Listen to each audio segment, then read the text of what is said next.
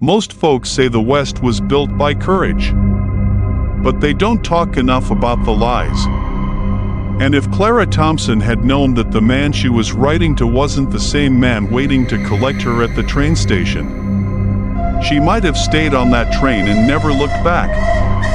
This is the story of a mail-order bride who stepped off a dusty platform in a nowhere town and walked straight into the arms of a stranger hiding the darkest secret in the territory. A story carved from real frontier fears. Is the person you're marrying the one you think they are? Clara Thompson wasn't ready to be a bride. But life doesn't wait for readiness. After her father died in the winter of '83, the bank circled the family farm like buzzards.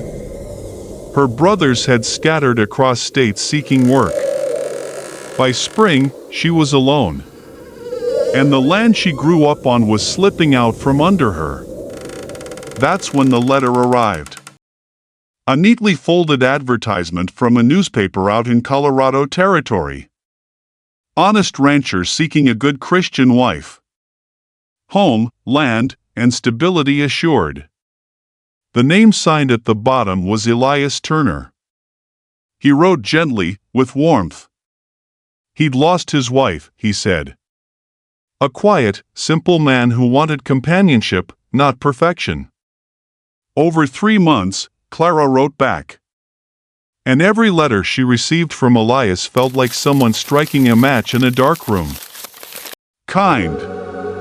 Patient. A man who sounded like safety. She took the chance. The train screeched into the little stop called Red Rock Crossing, a settlement barely 10 buildings wide. The platform was empty except for a tall man with a black hat pulled low over his eyes.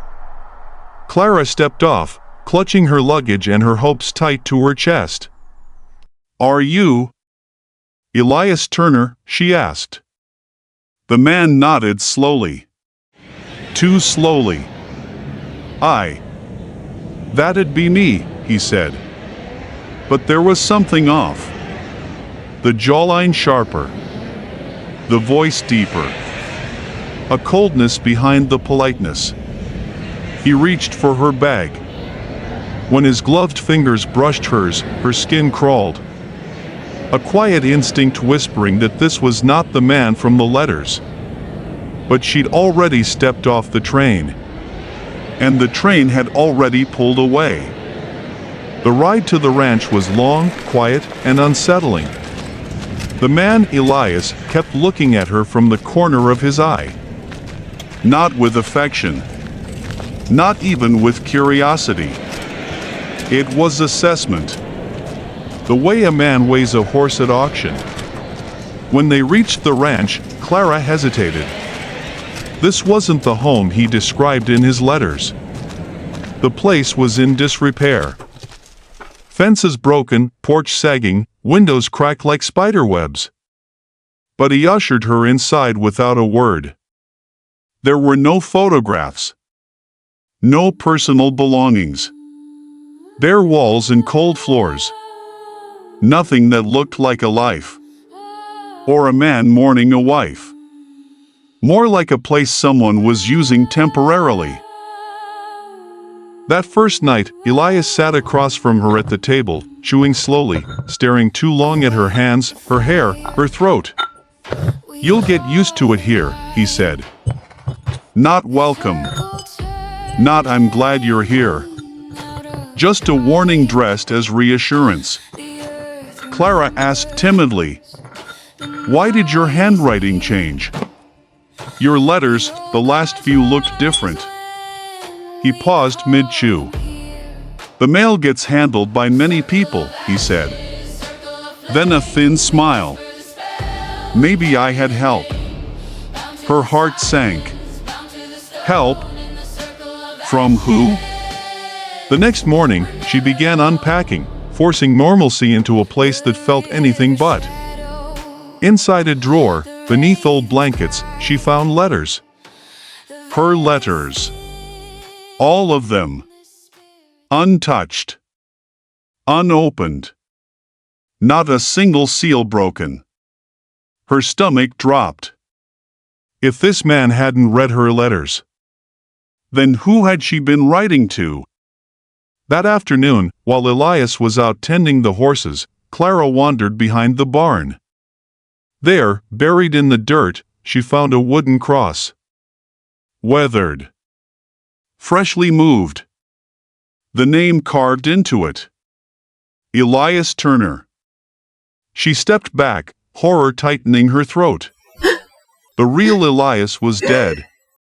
And the man she was living with, eating with, sleeping under the same roof with, was wearing his name like a stolen coat. Clara confronted him that night. "I found the grave," she whispered, trembling. The man froze. Then slowly turned. "I figured you might." He leaned back like this conversation was a chore, not a confession. "The real Elias died last winter. Poor soul. Froze out by the ridge. I found the body." He shrugged. "And I found your letters." She backed away, pulse pounding. Why pretend to be him? The stranger smiled. A smile with no warmth, just teeth. Because a ranch with a wife looks respectable. And respectable men don't get questioned. Especially when they've got plans. That night, he locked her in the bedroom. No explanation. No anger. As if it was simply procedure. Clara paced the room, breath trembling. The window was too high. The door too thick. But she refused to die here. She searched the room, desperate. Finally, behind the dresser, she found a loose floorboard. Under it, a small folded paper. A note. Scrawled in shaky handwriting. "If he brings you here, run. He's not Elias. He killed him. And he'll kill you too. Mary Harper." Another mail-order bride. One who didn't make it out. Clara clamped a hand over her mouth to keep from screaming. At dawn, the man unlocked the door. "You'll help with chores," he said. But Clara never planned on finishing the day. While he saddled a horse, she slipped around the barn. Her dress snagged on a hook. She yanked it free. Her boots slipped in the mud. She ran anyway. The stranger saw her bolting. He shouted. She heard boots pounding behind her. He was fast. Too fast. But Clara wasn't running blindly. She'd memorized the map scribbled in Mary's note.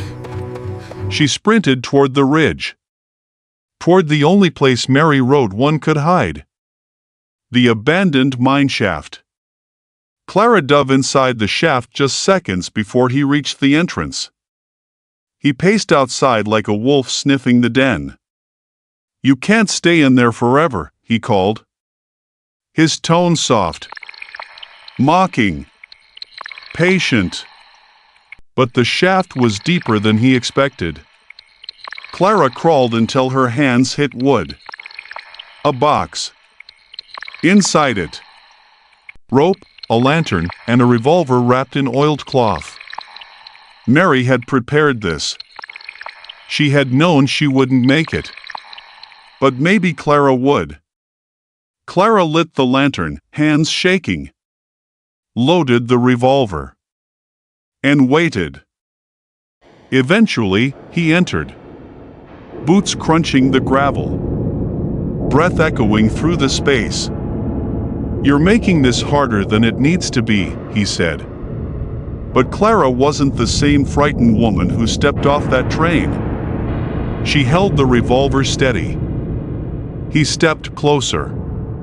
Closer. The lantern light flickered over his stolen smile. "You're not the first," she said quietly. "And you won't make me the last." He lunged. The gunshot echoed through the mine like thunder. When the dust settled, the man who called himself Elias Turner was no longer moving. Clara staggered into the sunlight, bruised and trembling, but alive. A week later, the sheriff arrived. He said they'd been tracking the imposter across 3 states. A man who preyed on women through false mail-order ads. Clara handed him Mary Harper's note. "Make sure she's remembered," she whispered. The sheriff tipped his hat. "I reckon you're the reason she finally will be." Clara didn't return east. She didn't sell the farm. She didn't let fear write the next chapter of her life. Instead, she rebuilt the ranch.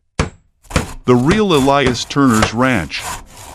As a place of refuge for women traveling alone. Somewhere safe. Somewhere honest. Somewhere the West finally lived up to its promise. People say the frontier makes heroes. But sometimes, it simply reveals the strength that was already there. Yeehaw, partners! Saddle up for more untold tales of the Wild West. Smash that like, subscribe, and share button to keep the frontier alive.